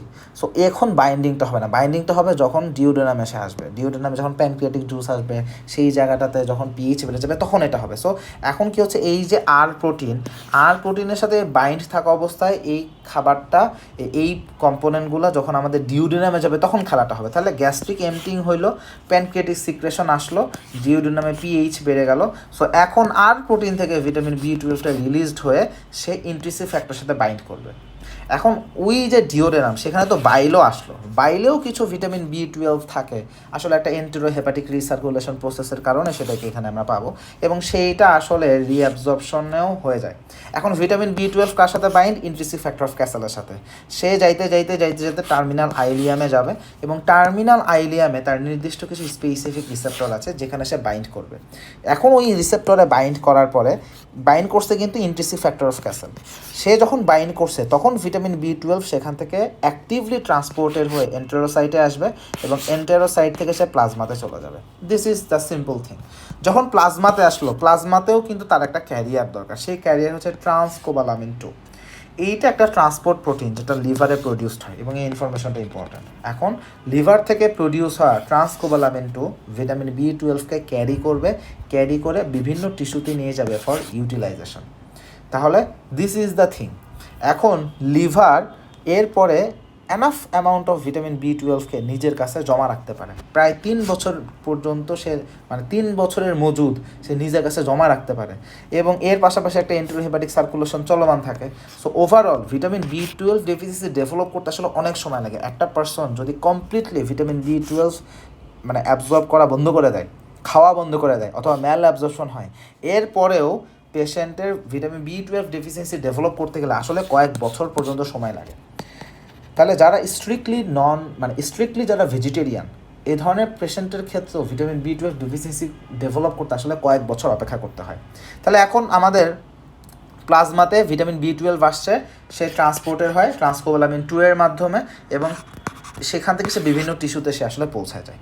তাহলে এখন কোনো একটা পেশেন্টের যদি ভিটামিন বি12 ডেফিসিয়েন্সি থাকে, সেটাকে আমরা আসলে কীভাবে অ্যাড্রেস করব? তাহলে এটাকে চেক করার জন্য আমরা প্লাজমাতেই বা ব্লাডে ভিটামিন বি12 লেভেল বা কোবালামিন লেভেলটাকে চেক করতে পারি, এবং নর্মালি এটা একটা রিজনেবল ইন্ডিকেশন, মানে রিজনেবল আমাদের টিস্যু স্টোরকে বোঝায়। সো প্লাজমা ভিটামিন বি12 লেভেল বা প্লাজমা কোবালামিন লেভেল আমরা আসলে চেক করতে পারি। এর পাশাপাশি আমরা আরও কিছু টেস্ট চাইলে করতে পারি। সেটা কি আমরা এখানে মিথাইল ম্যালোনিক অ্যাসিড লেভেল দেখতে পারি, তারপরে হোলো ট্রান্সকোবালামিন দেখতে পারি, প্লাজমা হোমোসিস্টিন লেভেল দেখতে পারি। কারণ কোনো পেশেন্টের যদি আসলে হোমোসিস্টিন লেভেল বেশি থাকে, সেটা ইন্ডিকেট করে যেখানে মেগালোব্লাস্টিক অ্যানিমিয়া থাকতে পারে, তাই না? আমরা একটু আগে প্যাথোলজিটাই দেখালাম। কারণ ওখানে আমাদের যদি ভিটামিন বি12 ডেফিসিয়েন্সি থাকে, হোমোসিস্টিন থেকে মেথিওনিন কনভার্সন ঠিক মতো হবে না, সো হোমোসিস্টিন লেভেলটা বাড়তে থাকবে। সো সেটাও আমরা চেক করতে পারি, হোমোসিস্টিন লেভেল, হোলো ট্রান্সকোবালামিন লেভেল চেক করতে পারি, মিথাইল ম্যালোনিক অ্যাসিড লেভেলটা আমরা দেখতে পারি। কিন্তু এইগুলো আমাদেরকে খুব ক্লিনিক্যাল সিচুয়েশনে যে খুব এক্সট্রা কোনো কিছু অ্যাড করে ব্যাপারটা এরকম না, বাট চাইলে করা যাইতে পারে এরকম। এখন কোবালামিন লেভেল নিয়ে এখানে কিছু কথা আছে, সেটা হচ্ছে কিছু পার্টিকুলার কন্ডিশনে কিছু অ্যাবারেন্ট কাহিনী হইতে পারে। যেমন একটা নর্মাল প্রেগনেন্সি, সেখানে কিন্তু কোবালামিন লেভেলটা ফল করে। আবার দেখা যাচ্ছে বিটুইন দ্য ল্যাবরেটরিজ, যেখানে রেফারেন্স রেঞ্জ ভ্যারি করতে পারে। হ্যাঁ, আবার দেখা যাচ্ছে যে প্রেগনেন্সির লাস্ট ট্রাইমেস্টার, সেখানে আমাদের কোবালামিন লেভেল 150 ন্যানোগ্রাম পার লিটারের নিচেও নেমে যেতে পারে, যেটা নর্মাল হইতে পারে। আবার অনেক পেশেন্ট আছে মহিলা, হ্যাঁ 5-10% মহিলা, যেখানে আমরা এটা লেভেল 100 ন্যানোগ্রাম পার লিটারের থেকে নিচে পাইতে পারি, নর্মাল তার জন্য। আবার দেখা যাচ্ছে কোনো মহিলা ওরাল কন্ট্রাসেপটিভ পিল নেয়, তার এখানেও ভিটামিন বি12 লেভেলটা আমরা কম পাবো। আবার যাদের মাল্টিপল মায়োলোমা আছে, সেখানেও আমরা দেখি যে ভিটামিন বি12 যখন আমরা অ্যাসে করি, মানে ল্যাবরেটরি টেস্ট করি, সেখানেও আসলে আমাদের রেজাল্টটা ঠিকঠাকভাবে আসে না। তাহলে এই মাল্টিপল মায়োলোমা, তারপরে এই যে ওরাল কন্ট্রাসেপটিভ পিল, তারপরে ডিউরিং প্রেগনেন্সি, তাহলে এই সময় এই রেজাল্টের ক্ষেত্রে এইগুলো আমাদের একটু মাথায় রাখতে হবে। এখন কথা হচ্ছে ভিটামিন বি12 ডেফিসিয়েন্সি হওয়ার কারণ কি? তাহলে এতক্ষণ আমরা প্যাথোলজিটা বুঝবো কীভাবে, এই যে ফিজিওলজিটা দেখছি এখান থেকে মিলাইতে হবে। তাহলে প্রথম কথা, এক হচ্ছে ডায়েটারি ডেফিসিয়েন্সি। ও পিওর ভেজিটেরিয়ান, হ্যাঁ, তাহলে ওর তো ভিটামিন B12 আসার কোনো সুযোগই নেই। ভিটামিন B12 আছেই হলো অ্যানিম্যাল সোর্স। সো যারা স্ট্রিক্ট ভেগান সেইখানে এটা হয়। এখন যে কোনো বয়সে সেটা ডেভেলপ করতে পারে, বাট হ্যাঁ, ডেভেলপ করতে একটু সময় লাগবে ডেফিনেটলি। এখন যারা লেস স্ট্রিক্ট ভেজিটেরিয়ান, হ্যাঁ, কমপ্লিট একটু হয়তো বা এদিক ওদিক হয়তো বা দুধ ডিম হয়তো বা খাইলেও খাইতে পারে, তো সেইখানেও সাইটলি লো ভিটামিন B12 লেভেল থাকতে পারে, কিন্তু টিস্যু ভিটামিন B12 ডেফিসিয়েন্ট হয়তো বা নাও থাকতে পারে। সো এখানে যে একটু লেস স্ট্রিক্ট হইলেও আসলে পেশেন্ট হয়তো বা একটু উপকার পাইতে পারে, কিন্তু যারা স্ট্রিক্ট ভেগান সেখানে আসলে ভিটামিন B12 ডেফিসিয়েন্সি খুব সিগনিফিক্যান্ট লেভেলে থাকে। আর একটা কি গ্যাস্ট্রিক প্যাথোলজি। এখন আমরা এই যে ফিজিওলজিটা দেখলাম, তাহলে আমাদের এখানে একটা ভিটামিন বি অ্যাবজর্ব হইতে গেলে কী কী দরকার? ভিটামিন B12 অ্যাবজর্ব হইতে গেলে আমার অ্যাসিড দরকার, কারণ ওই অ্যাসিড ওকে খাবার থেকে আলাদা করতেছে। ইন্ট্রিনসিক ফ্যাক্টর দরকার, তাই না? তাহলে এইগুলো দরকার, এবং আমার এখানে নির্দিষ্ট পিএইচ মেনটেন করা দরকার। তারপর আমার আইলিয়ামের এইখানে আমার খাবারটা হজম হইতেছে, অ্যাবজর্পশন হচ্ছে, তাহলে আইলিয়াম প্রপারলি ফাংশনাল হওয়া দরকার। এখন এখানে কোনো একটা জায়গায় যদি ঘাপলা থাকে তাহলে কিন্তু আমার অ্যাবজর্পশন কমে যাবে। তাহলে গ্যাস্ট্রিক প্যাথোলজি কি? যদি কোনো একটা পেশেন্টের নর্মাল গ্যাস্ট্রিক অ্যাসিড থাকে তাহলে সেটা আমার ফুড থেকে ভিটামিন B12কে প্রপারলি রিলিজ করতে পারবে, হ্যাঁ। তাহলে এখানে এনজাইম সিক্রেশন এগুলো সব কিছুই আমার দরকার। কিন্তু যার হাইপোক্লোরহাইড্রিয়া বা ওল্ডার পেশেন্ট, হ্যাঁ, যেখানে আমরা দেখছি যে মানে অ্যাসিড সাপ্রেশন হচ্ছে, অথবা কোনো একটা পেশেন্টের গ্যাস্ট্রিক সার্জারি করে ফেলা হয়েছে, কোনো একটা রিজনে হয়তো বা একটা ক্যান্সার ছিল বা অন্য কোনো কিছু একটা ছিল, তো একটা গ্যাস্ট্রিক সার্জারি করে ফেলা হয়েছে। তো গ্যাস্ট্রিক সার্জারি করে ফেলে অ্যাসিড সিক্রেশন কমে গেল, প্যারাটাল সেল থেকে ইন্ট্রিনসিক ফ্যাক্টর অফ ক্যাসেল আসতো, সেটা সিক্রেশন কমে গেল, তাহলে তো আমাদের ভিটামিন B12 ডেফিসিয়েন্সি মানে ডেভেলপ করা খুব সহজ, কারণ আমি যতই খাবার খাই সেটা তো আমার অ্যাবজর্পশন হবে না। সো টোটাল গ্যাস্ট্রেক্টমি করলে সেখানে আলটিমেটলি আমাদের ভিটামিন B12 ডেফিসিয়েন্সি হবেই, 5 বছরের মধ্যে সেটা হবে। এবং সেখানে আয়রন ডেফিসিয়েন্সিও আসলে অ্যাকম্পানি করে, কারণ আয়রন অ্যাবজর্পশনের ক্ষেত্রেও আমাদের এই জিনিসগুলো দরকার। আয়রন অ্যাবজর্পশন হইতে গেলেও আমাদের অ্যাসিড দরকার আলটিমেটলি। সো ওখানে iron and vitamin B12 deficiency both. তাহলে যে সকল পেশেন্টের টোটাল গ্যাস্ট্রেক্টমি করা হয় সেখানে আসলে আয়রন ডেফিসিয়েন্সি অ্যানিমিয়াও হবে, আবার ভিটামিন B12 ডেফিসিয়েন্সি অ্যানিমিয়াও হবে। সো এখন আসলে ডাইমরফিক অ্যানিমিয়া পাবো। তারপর দেখা যাচ্ছে যে এই সকল পেশেন্টের ক্ষেত্রে আসলে টোটাল গ্যাস্ট্রেক্টমি করলে আমাদের সারা জীবন ধরে আসলে ভিটামিন B12 ইঞ্জেকশন দিতে হবে। তাহলে 3 মাস পর পর আমরা তাদেরকে ভিটামিন B12 ইঞ্জেকশন দিব। তা আর যাদের ক্ষেত্রে পার্শিয়াল গ্যাস্ট্রেক্টমি করা হয় সেখানে ভিটামিন B12 ডেফিসিয়েন্সি হইতে পারে 10 থেকে 20% পপুলেশন। এখানে আসলে ম্যাটার করে যে অ্যানাটমিক্যালি কোন লোকেশনে গ্যাস্ট্রেক্টমি করা হচ্ছে সেটা, কারণ আমার ভিটামিন B12 মানে দরকার কি? আমার দরকার হচ্ছে ইন্ট্রিনসিক ফ্যাক্টর অফ ক্যাসেল আর হাইড্রোক্লোরিক অ্যাসিড, তাই তো? সো এখন আমার এমন জায়গায় সার্জারি করছে যে প্যারাটাল সেল সবচেয়ে বেশি যেখানে, সেখানে সার্জারি করছে, তাহলে তো আমার ইন্ট্রিনসিক ফ্যাক্টর অফ ক্যাসেল আমি আর পাবোই না। সো ওখানে তো আমার ডেফিসিয়েন্সি হবেই। সো আসলে এখানে ম্যাটার করতেছে অ্যানাটমিক্যালি কোন লোকেশনে আসলে সার্জারিটা হয়েছে। বাট ইয়েস, পার্শিয়াল গ্যাস্ট্রেক্টমি করলে অ্যারাউন্ড 10 থেকে 20% পপুলেশনেও আমরা আসলে এই ঘটনাটা ঘটতে দেখতে পারি। তাহলে এখন এই সকল পেশেন্টের ক্ষেত্রেও আমার অ্যানুয়াল ইনজেকশন, হ্যাঁ, প্রত্যেক বছর আমরা পরপর তাকে আসলে ভিটামিন B12 ইনজেকশন আসলে প্রোভাইড করবো, যেন ভিটামিন B12 ডেফিসিয়েন্সি তাদের ক্ষেত্রে না হয়। আবার এই যে ব্যারিয়াটিক সার্জারি, পাকস্থলীর একটা অংশ কেটে ফেলা হয়, সো যেখানে স্টোমাক সার্জারি হচ্ছে সেখানে আমার আসলে সাপ্লিমেন্টটা মাথায় রাখতে হবে। আরেকটা কন্ডিশন হচ্ছে পার্নিশিয়াস অ্যানিমিয়া। পার্নিশিয়াস অ্যানিমিয়া আসলে একটা অটো ইমিউন কন্ডিশন। এটা একটা অটো ইমিউন কন্ডিশন। এখানে আসলে কি হচ্ছে, একটা অটো অ্যান্টিবডি তৈরি হয় এগেইনস্ট দ্য প্যারাটাল সেল। তাহলে আমাদের স্টোমাকের এখানে যে প্যারাটাল সেল আছে, প্যারাটাল সেলের এগেইনস্টে অটো অ্যান্টিবডি তৈরি হচ্ছে, এবং সেই অটো অ্যান্টিবডি তৈরি হওয়ার কারণে প্যারাটাল সেলগুলো সব নষ্ট হয়ে যায়। এখন প্যারাটাল সেল নষ্ট হয়ে গেছে, গ্যাস্ট্রিক মিউকোসা অ্যাট্রোফিড হয়ে গেছে। এখন তাহলে ওখান থেকে ইন্ট্রিনসিক ফ্যাক্টর তৈরি হবে কীভাবে? সো ইন্ট্রিনসিক ফ্যাক্টর তৈরি হচ্ছে না, সো সেখান থেকে একটা অ্যাবসেন্স হয়। So absence of intrinsic factor, তাহলে ভিটামিন B12 আমি যতই মুখে খাই না কেন কিছুই অ্যাবজর্পশন হবে না। So this is pernicious anaemia. তাহলে পার্নিশিয়াস অ্যানিমিয়াতে autoantibody against parietal cell. এখন যে সকল পেশেন্টের পার্নিশিয়াস অ্যানিমিয়া থাকে তাদের আসলে অন্যান্য কিছু অটো ইমিউন কন্ডিশন প্রেজেন্ট থাকে, যেমন Hashimoto thyroiditis, Grave disease, vitiligo, Addison disease, এইগুলাও আসলে কোএক্সিস্ট করতে পারে। একটাও কোএক্সিস্ট করতে পারে, মাল্টিপল কন্ডিশনও কোএক্সিস্ট করতে পারে। তাহলে যেখানেই পার্নিশিয়াস অ্যানিমিয়া সেখানে আমাদেরকে চেক করতে হবে অবশ্যই যে এখানে আর কোনো অটো ইমিউন কন্ডিশন প্রেজেন্ট আছে কিনা। বিশেষ করে অ্যাডিসন বা থাইরয়েড রিলেটেড ডিসঅর্ডার বা ভিটিলিগো যে কোনো একটা থাকতেই পারে। এর পাশাপাশি ফ্যামিলি হিস্ট্রি দেখা খুব গুরুত্বপূর্ণ, কারণ এসব পেশেন্টের ফ্যামিলি হিস্ট্রি অনেক সময় পজিটিভ হয়। এখন পেশেন্টের এই সকল পেশেন্টের ক্ষেত্রে ইনভেস্টিগেশনের ক্ষেত্রে অ্যান্টি ইন্ট্রিনসিক ফ্যাক্টর অ্যান্টিবডি সেটাকেও আমরা পাই। তাহলে আমার autoantibody against parietal cell এবং ল্যাবরেটরি ইনভেস্টিগেশনে autoantibody against intrinsic factor of Castle, দুইটাই আমি আসলে পাই। সো এখানে এটাকে থাকতে পারে। এবং পার্নিশিয়াস অ্যানিমিয়াতে আমরা ইনভেস্টিগেশনে আসলে অ্যান্টিপ্যারাটাল অ্যান্টিবডি আসলে খুঁজি না, আমরা খুঁজি হলো অ্যান্টি ইন্ট্রিনসিক ফ্যাক্টর অ্যান্টিবডি। তাহলে আমার ইন্ট্রিনসিক ফ্যাক্টর এগেনস্টে যে অ্যান্টিবডি আছে সেটাকেই আমি আসলে এখানে ডিটেক্ট যদি করতে পারি সেটাকে ডায়াগনোসিস করে ফেলো। বাট প্যাথোলজিতে এইটার থেকে বেশি গুরুত্বপূর্ণ হলো প্যারাটাল সেলের এগেনস্টে থাকা অটো অ্যান্টিবডিগুলো। তাহলে আমরা এখানে এই আলোচনাটা আসবে। এখন তাহলে কথা হচ্ছে যে পার্নিশিয়াস অ্যানিমিয়ার ডায়াগনোসিসে অ্যান্টি ইন্ট্রিনসিক ফ্যাক্টর অ্যান্টিবডি যদি পাই সেটাই আমাদের যথেষ্ট, আর বেশি কিছু করার দরকার নাই।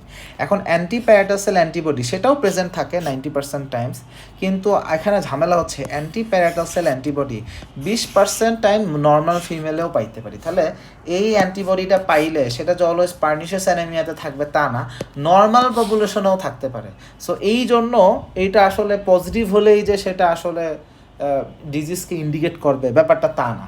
তবে হ্যাঁ, কোনো একটা পেশেন্টে এটা নেগেটিভ মানে পার্নিশিয়াস অ্যানিমিয়া হওয়ার প্রবাবিলিটি আসলে কম।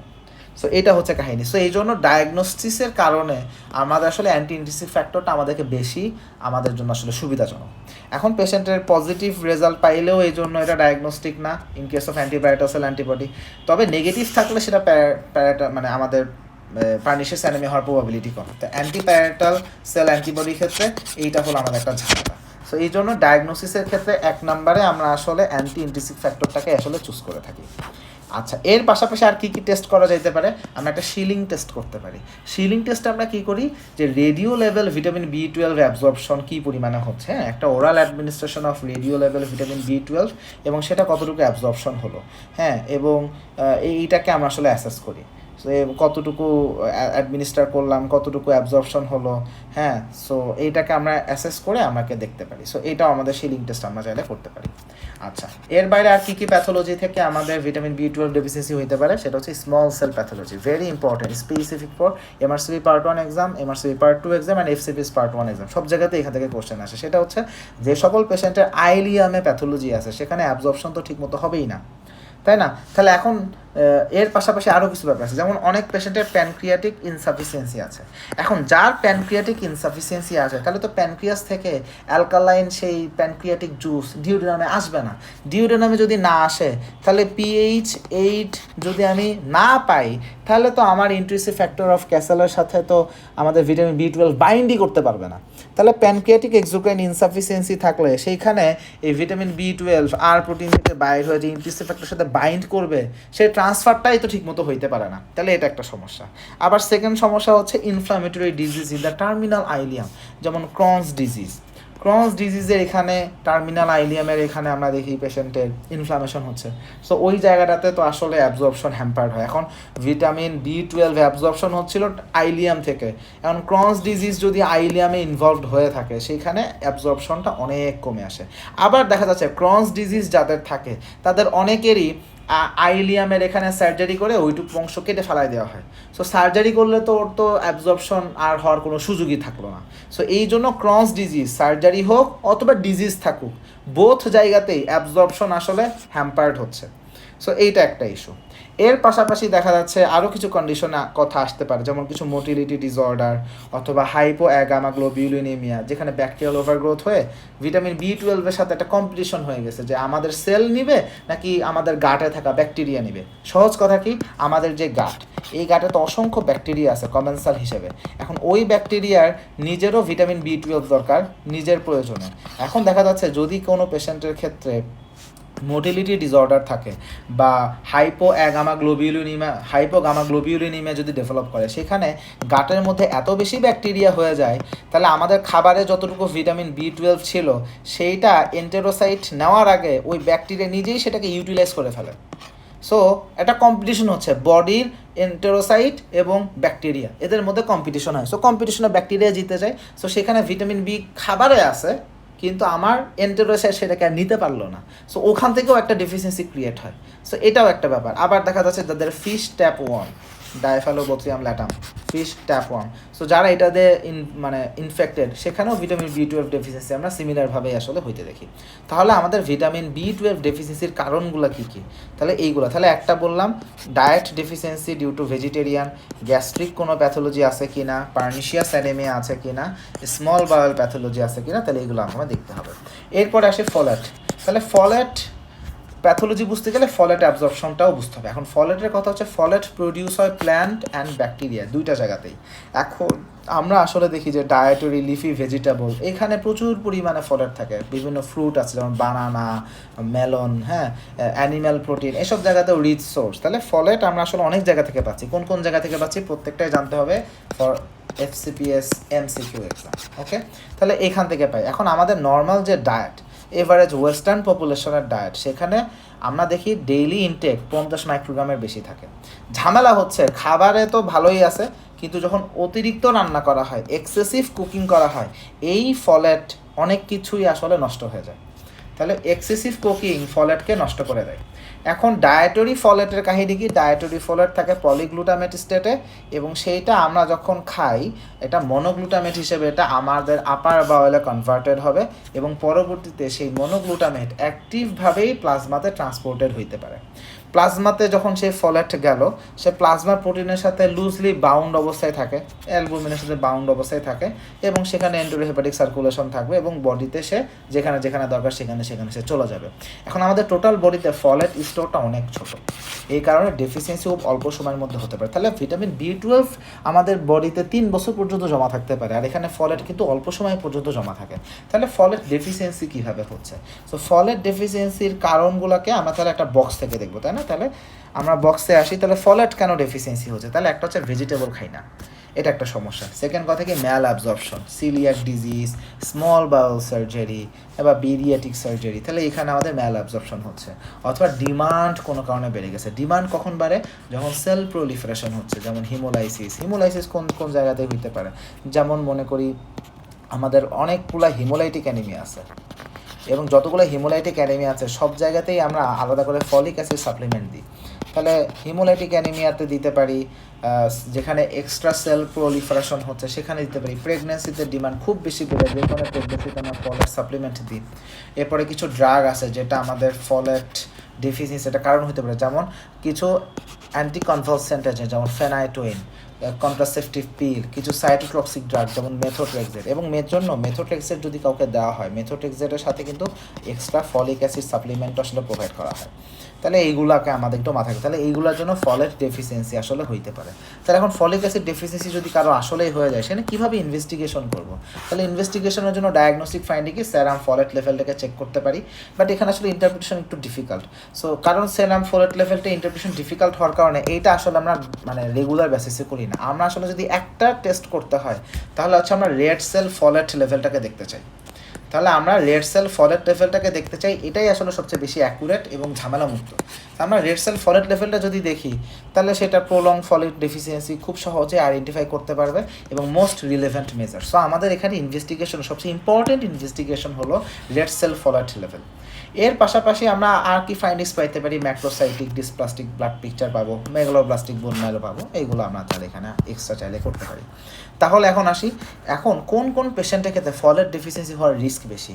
তাহলে একটা হচ্ছে এডন্টোলাস ওল্ডার পিপল, মানে যে সকল বয়স্ক মানুষ যাদের দাঁত নাই, তো তারা তো খাবার ঠিকমতো খাইতে পারে না, চিবাইতে পারে না ঠিকমতো, সো তাদের ক্ষেত্রে রিস্ক বেশি। যারা সাইকিয়াট্রিক পেশেন্ট তাদের ক্ষেত্রে ডায়েটরি ডেফিসিয়েন্সির রিস্ক খুবই বেশি।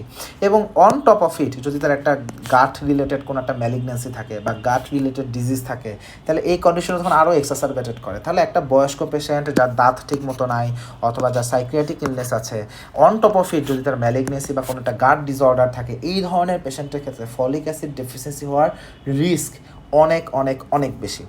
এর বাইরে প্রেগনেন্সিতে তো আসলে আমাদের ডেফিসিয়েন্সিটা কমন হয়, আসলে আমাদের ডিমান্ড অনেক বেশি বেড়ে যায়। সো ডিমান্ডের সাপেক্ষে এখানে একটা ডেফিসিয়েন্সি হচ্ছে।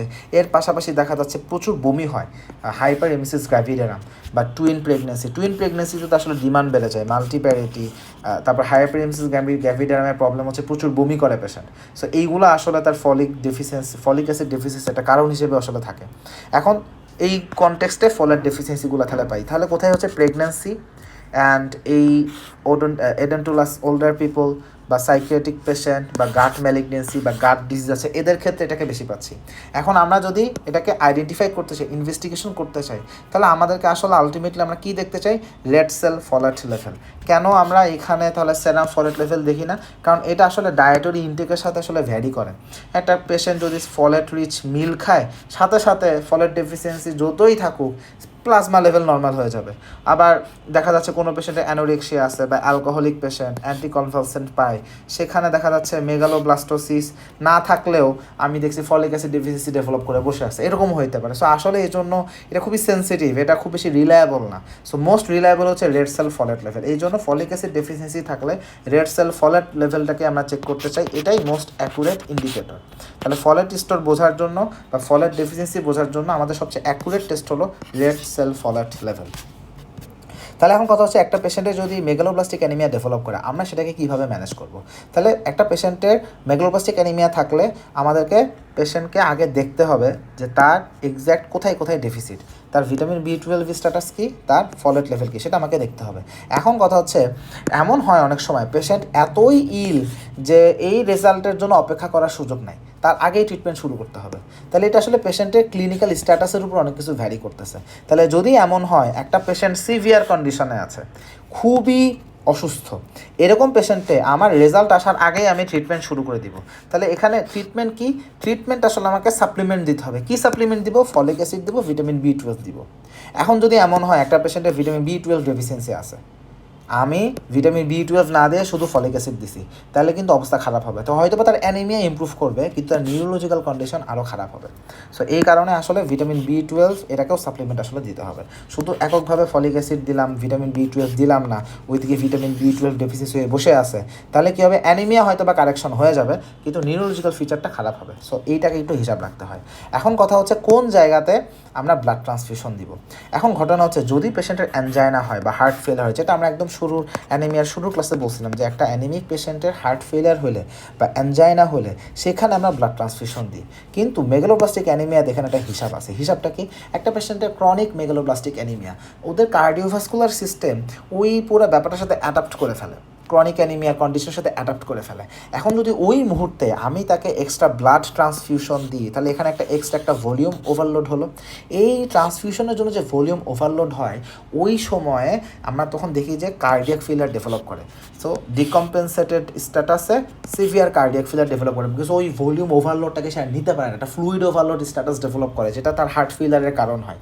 তাহলে এখানে আমি যদি ব্লাড ট্রান্সফিউশন দিই, তাহলে পেশেন্টের অবস্থা উন্নতির থেকে আরও খারাপ হইতে পারে। তাহলে এখানে আমার করণীয় কী?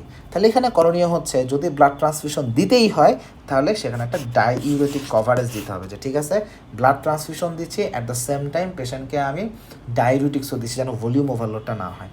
এখানে অবশ্য আমাদের প্যাকড রেড সেল এটা দেওয়া বেটার, আমরা প্যাকড রেড সেল দিতে চাই, প্লাস একটা ডায়োটিক কভার থাকলে ভালো হয়। অথবা আরেকটা উপায় আছে, সেটা হচ্ছে আমরা চাইলে এক্সটেন্স ট্রান্সফিউশন ম্যানেজ করতে পারি এবং স্লোলি আমরা ব্লাড ট্রান্সফিউশন দিব, র্যাপিড করা যাবে না। তাহলে এইগুলোকে মাথায় রাখতে হবে। তাহলে এটা গেলো একটা কথা। দ্বিতীয় কথা হচ্ছে ভিটামিন B12 ডেফিসিয়েন্সি ম্যানেজমেন্ট কী? তাহলে ভিটামিন B12 ডেফিসিয়েন্সি ম্যানেজমেন্ট হচ্ছে আমাদের হাইড্রক্সিকোবালামিন, এটাই হচ্ছে আমাদের ম্যানেজমেন্ট। এখানে ম্যানেজমেন্টের আমাদের কিছু রুলস আছে। আমরা প্রথমে একটা অ্যাকিউট অ্যান্ড পরে একটা মেইনটেন্যান্স থেরাপি দিব। তাহলে যেই সকল পেশেন্টের ক্ষেত্রে ম্যাল অ্যাবজর্পশন আছে, সেখানে তো আমাদের ওরাল রুটে দিয়ে লাভ নেই, সেখানে আমাকে পারেন্টাল রুটে দিতে হবে। সো সেইখানে আমাদের অ্যাপ্রোচ কী? তাহলে আমরা যে সকল পেশেন্টের ম্যাল অ্যাবজর্পশন আছে এবং ভিটামিন B12 ডেফিসিয়েন্সি, সেখানে আমরা প্রথমে একটা অ্যাকিউট ম্যানেজমেন্ট অ্যান্ড একটা মেইনটেন্যান্স ম্যানেজমেন্ট। অ্যাকিউট ম্যানেজমেন্ট হচ্ছে তাকে টোটাল 6 ডোজে 1000 মাইক্রোগ্রাম করে 2 দিন বা 3 দিন পর পরে IM রুটে তাকে আমাদের হাইড্রক্সিকোবালামিন দিতে হবে। তাহলে কি IM রুটে হাইড্রক্সিকোবালামিন টোটাল 6টা ডোজ 2 দিন বা 3 দিন পর পর 1000 মাইক্রোগ্রাম, এটা দিলাম, দেওয়া শেষ। দেওয়ার পরে এরপরে প্রত্যেক 3 মাস পর পরে সারা জীবনের জন্য তাকে 1000 মাইক্রোগ্রাম আমাকে মেনটেন্যান্স থেরাপি তাকে দিতে হবে। তাহলে এটা হচ্ছে একটা ম্যানেজমেন্ট। এখন যদি এটা হয় পেশেন্টের নিউরোলজিক্যাল ইনভলভমেন্ট হয়েছে, তাহলে কিন্তু ম্যানেজমেন্টটা আমাদের একটু চেঞ্জ আসবে। সেটা কি? আমি এই যে 1000 মাইক্রোগ্রাম এখানে বলছিলাম 6টা ডোজ দিব, এখন আর কিন্তু 6টা ডোজের কথা আমি বলবো না। এখন আমি বলবো পেশেন্টের ইমপ্রুভমেন্ট না হওয়া পর্যন্ত একদিন পর পর আমি এই 1000 মাইক্রোগ্রাম দিতে থাকবো। তাহলে যখন নিউরোলজিক্যাল ইম্পেয়ারমেন্ট ডেভেলপ করে গেছে তখন আমি কী করবো, এই 1000 মাইক্রোগ্রাম IM রুটেই আমি দিচ্ছি, কিন্তু নিউরোলজিক্যাল ইমপ্রুভমেন্ট হওয়ার আগ পর্যন্ত একদিন পর পর করে আমি ট্রিটমেন্ট দিতে থাকবো। যখন নিউরোলজিক্যাল ইমপ্রুভমেন্ট এসে গেছে তখন আমি এটা থামাবো এবং তখন এই 3 মাস পর পরে আমি 1000 মাইক্রোগ্রাম কন্টিনিউ করব। তাহলে এইভাবে আমার এখানে ম্যানেজমেন্টটা যাবে। আচ্ছা, তাহলে যেখানে আমার পেশেন্টের ম্যাল অ্যাবজর্পশন আছে সেখানে দিব IM রুট, আর যদি ম্যাল অ্যাবজর্পশন না থাকে সেখানে আমরা ওরাল রুটেও আমরা তাহলে দিতে পারি। এখন যখন একটা পেশেন্টকে আমরা ট্রিটমেন্ট দিব সেখানে রেটিকুলোসাইট কাউন্ট 5 থেকে 10 দিনের মাথায় পিক চলে আসবে, সেখানে পেশেন্টের রিপ্লেসমেন্ট থেরাপিতে ইমপ্রুভমেন্ট হচ্ছে কিনা এটা বোঝার একটা মার্কার হিসেবে এটাকে অ্যাড্রেস করা যাইতে পারে। এবং ট্রিটমেন্ট চলাকালীন সময় প্রত্যেক সপ্তাহে আসলে আমাদের হিমোগ্লোবিন লেভেল 1 গ্রাম পার ডেসিলিটার বা 10 গ্রাম পার লিটার যেভাবেই বলি না কেন এটা আস্তে আস্তে বাড়তে থাকবে। এবং বোন ম্যারোতেও আমরা রেসপন্স দেখব, বোন ম্যারোতে হাইপার সেলুলারিটি ছিল সেগুলো আস্তে আস্তে আবার নর্মাল হইতে শুরু করবে। এখন কাহিনী হচ্ছে যখন এই ট্রিটমেন্ট দিচ্ছে এবং এই চেঞ্জেসগুলো আসা শুরু হয়েছে তখন সাইমুলটেনিয়াসলি দুইটা ঘটনা ঘটবে। একটা ঘটনা হচ্ছে প্লাজমা পটাশিয়াম লেভেল ফল করা শুরু করবে এবং আয়রন স্টোর ফল করা শুরু করবে। কারণ এখন আগে নতুন করে আমার RBC প্রোডাকশন বাড়া শুরু হবে এবং সেখানে এগুলোকে ইউটিলাইজেশন হইতে থাকে। সো ওই জন্য আয়রন স্টোর ফল করা শুরু করে, প্লাজমা পটাশিয়াম লেভেল ফল করা শুরু করে। সো এই অবস্থাতে আসলে এইগুলাকে দেখতে হবে এগুলো ঠিকঠাক সাপ্লিমেন্ট সে পাচ্ছে কিনা বা তার যতটুকু প্রয়োজন সেই অনুপাতে তার স্টোর আছে কিনা বা লাগলে সাপ্লিমেন্ট দিতে হবে। সো ইনিশিয়াল রেসপন্সে অনেক সময় হতে পারে যে ভিটামিন B12 দিছি, ইমপ্রুভমেন্ট হচ্ছে না। কেন হচ্ছে না? ইমপ্রুভমেন্ট না হইলে একটা পেরিফেরাল ব্লাড ফিল্ম করে দেখলাম এটা ডাইমরফিক, হ্যাঁ, মাইক্রোসাইটিক অ্যানিমিয়া ম্যাক্রোসাইটিক অ্যানিমিয়া দুইটাই আছে। তখনই বোঝা গেল যে এখন আয়রন স্টোরে ঘাটতি থাকার কারণেই সলিউশন হচ্ছে না। সো তখন কি করতে হবে? তখন অ্যাডিশনাল আয়রন থেরাপি দিতে হবে। তাহলে এইটাই হচ্ছে কথা যে মেগালোব্লাস্টিক অ্যানিমিয়াতেও আমাকে আয়রন থেরাপি দেওয়া লাগতে পারে। সেটা হচ্ছে কারণ যখন রিকভারি ফেজ শুরু হয় তখন আসলে এত বেশি এরিথ্রোপোয়েসিস হয়, সেখানে আয়রনের ডিমান্ড বেড়ে যায়। ওই পরিমাণ আয়রন যদি স্টোর ওই সময় না থাকে তখন আমাদের আবার নতুন করে আয়রন ডেফিসিয়েন্সি ডেভেলপ করে। সো এই জন্য ওই সময় আয়রন থেরাপিটা দেওয়া লাগতে পারে। তাহলে এটাকে একটু হিসাব রাখতে হবে। আর যদি সেন্সরি নিউরোপ্যাথি ডেভেলপ করে সেটাকে আসলে কারেক্ট হইতে 6 থেকে 12 মাস পর্যন্ত সময় লাগতে পারে। সো একটা লং স্ট্যান্ডিং সময়। আবার কিছু জায়গায় আছে long standing neurological damage, sometimes it may be এটা কি ইররিকভারেবল বা sometimes it may not improve. তাহলে খুব সিভিয়ার কেসে অনেক সময় লং স্ট্যান্ডিং কেস হলে ইমপ্রুভমেন্ট নাও হইতে পারে। আর আদারওয়াইজ সেন্সরি নিউরোপ্যাথি এভারেজ 6 থেকে 12 মাস পর্যন্ত আসলে সময় লাগে। তাহলে এটা গেল ভিটামিন B12 কথা। এবার আসি ফলেট ডেফিসিয়েন্সির আলোচনা। ফলেট ডেফিসিয়েন্সিতে আমরা কীভাবে ম্যানেজমেন্ট করব? তাহলে অ্যাকিউট ডেফিসিয়েন্সি ম্যানেজ করার উপায় কি? ওরাল ফলিক অ্যাসিড প্রত্যেক দিন 3 সপ্তাহ করে পাবে। এটা দেওয়া শেষ, এরপরে সে মেনটেন্যান্স ডোজ পাবে। মেনটেন্যান্স থেরাপি কি? প্রত্যেক সপ্তাহে 1 দিন করে 5 মিলিগ্রাম সে কন্টিনিউ করবে। এখন এইটা হচ্ছে ম্যানেজমেন্ট। এর বাইরে আমরা প্রেগনেন্সিতে যেহেতু ডিমান্ড বেশি থাকে তখন যেন মেগালোব্লাস্টোসিস না হয় সেই জন্য প্রোফাইল্যাকটিক ফলিক অ্যাসিড থেরাপি আমরা সাপ্লিমেন্ট আমরা আসলে পেশেন্টকে প্রোভাইড করি। সো এটাতে দিলে পেশেন্টের যেমন মায়ের যেমন মেগালোব্লাস্টিক অ্যানিমিয়ার রিস্ক কমে যায়, ঠিক একইভাবে বাচ্চার ক্ষেত্রেও ইমপ্রুভমেন্ট সুবিধা হচ্ছে। বাচ্চার আমরা দেখি যে নিউরাল টিউব ডিফেক্ট বাচ্চার হওয়ার রিস্ক কমে আসে। তাহলে মাকে যদি আমি ফলিক অ্যাসিড সাপ্লিমেন্ট দিই আমার দুইটা লাভ, মায়ের মেগালোব্লাস্টোসিস হওয়ার রিস্ক কম, বাচ্চার নিউরাল টিউব ডিফেক্ট হওয়ার রিস্কও আসলে কমে আসে। এর বাইরে যে সকল পেশেন্টের chronic haematological disease associated with reduced red cell life span, সহজ কথা হিমোলাইটিক অ্যানিমিয়া, এটা সত্য কথা। যে কোনো হিমোলাইটিক অ্যানিমিয়া, সেটা হেরিডিটারি হিমোলাইটিক অ্যানিমিয়া হোক, অটোইমিউন হিমোলাইটিক অ্যানিমিয়া হোক, যেই হিমোলাইটিক অ্যানিমিয়া হোক, যে কোনো হিমোলাইটিক অ্যানিমিয়াতেই আমরা ফলিক অ্যাসিড আসলে সাপ্লিমেন্ট আসলে প্রোভাইড করি। তাহলে এই হচ্ছে মোটামুটি আমাদের আলোচনা রিগার্ডিং মেগালোব্লাস্টিক অ্যানিমিয়া। আর নেক্সট ক্লাসে ইনশাআল্লাহ আমরা হিমোলাইটিক অ্যানিমিয়া নিয়ে কথা বলবো। সবাইকে অসংখ্য ধন্যবাদ।